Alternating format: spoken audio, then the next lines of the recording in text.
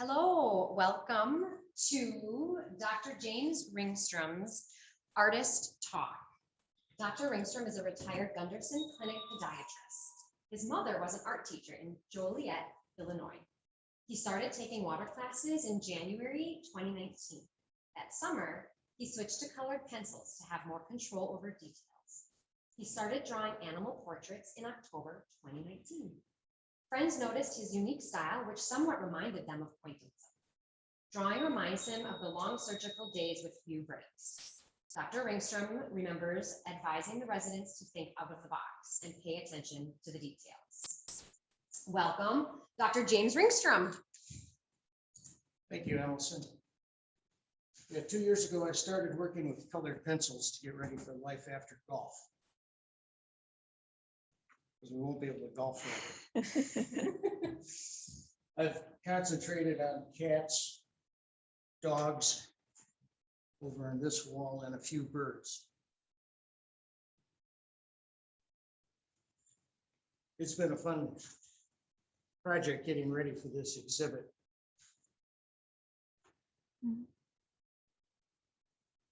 Are there any particular pieces you would like to tell us about that are in the Pump House exhibit? Well, I've got 17 on display here now until November 6th. I think it's the last day. And the first cat that I drew was Ringo.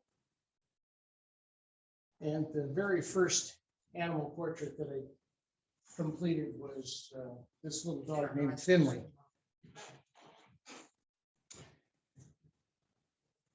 And my 81st piece is this big one on the end called Jet.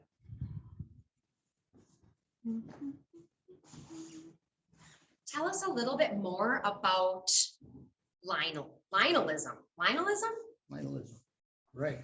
Your artistic practice. Well, as you mentioned, some of my friends noticed that I had a unique style when I started drawing.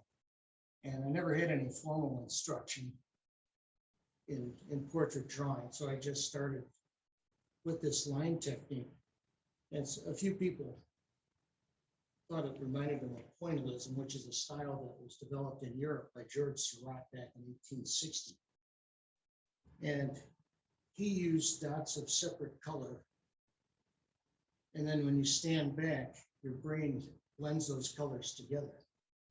And my style is kind of similar because I separate out the colors in the hair or in the feathers, and you get the same result.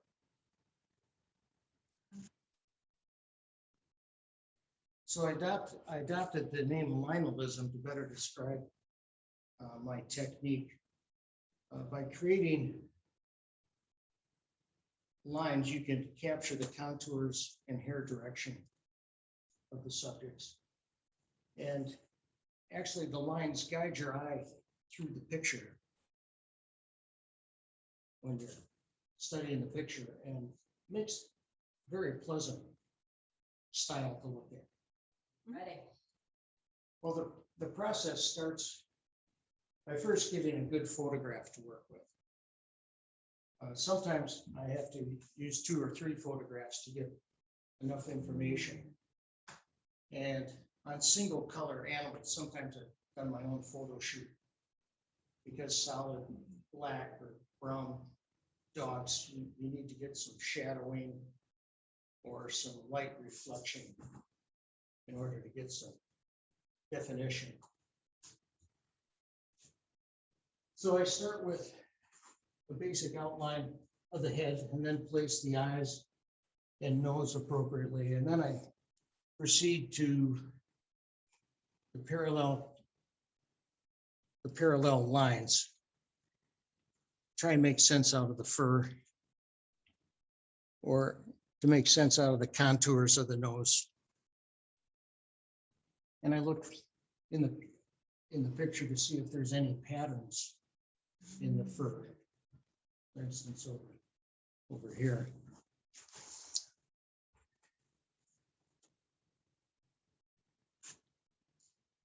So I start with sketching the figure in just regular lead pencil. And then I switched to fine tip markers to ink in any distinct black areas that might be in the picture.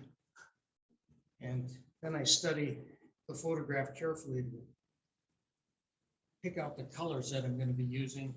And many times it requires blending 2 or 3 colored pencils to get the proper shade.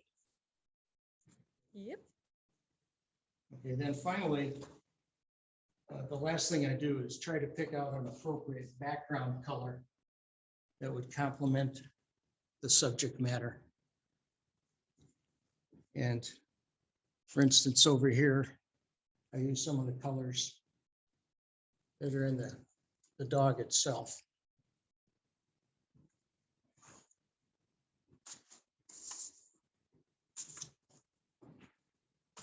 So, Jim, which piece do you feel like you grew the most as an artist, or you were challenged the most, or maybe it was the easiest because you had learned the most up until that point? Well, I kind of caught my stride when I did Afghan #1. I wanted to do some Afghans because of their long hair, and I found this picture on the internet. And after doing this, I felt like I really learned a lot with regards to shading and patterns in the fur.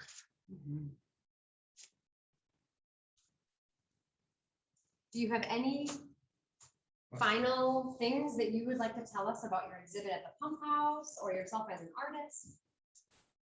Well, all of my art requires making a lot of parallel lines that are either curved or straight, and it can be rather tedious and time consuming, but it's really quite relaxing at the same time.